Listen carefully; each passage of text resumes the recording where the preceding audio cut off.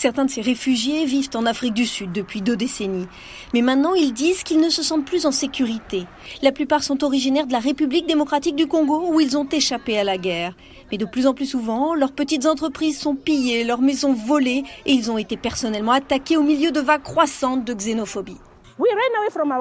Nous avons fui notre pays à cause des violences. Nous sommes venus ici, nous avons trouvé plus de problèmes, plus de souffrances, parce que les attaques xénophobes sont réelles.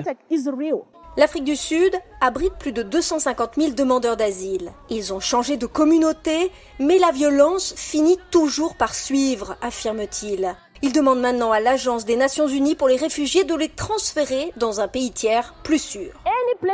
N'importe où ils pourront nous amener, nous serons plus en sécurité avec nos familles. Nous pourrons vivre et continuer notre vie pour que nos enfants puissent aller à l'école. La violence xénophobe est devenue de plus en plus intense en Afrique du Sud, avec des émeutes et des meurtres depuis 2018. En avril, un Zimbabwéen a été tué dans un township de Johannesburg lors d'une manifestation anti-migrants en raison de sa nationalité selon les autorités. Les experts attribuent le problème à l'histoire de violence du pays, aux problèmes socio-économiques et à la politique croissante anti-étrangers. Normalement, quand il y a des violences xénophobes, quand ça arrive, il n'y a pas de différenciation du genre es-tu réfugié, es-tu demandeur d'asile. Si le gouvernement n'est pas perçu comme faisant quoi que ce soit, il décourage également les migrants et les réfugiés qui sont dans le pays, qui se demandent est-ce vraiment sûr pour moi? La réinstallation n'est pas une option pour la plupart des réfugiés.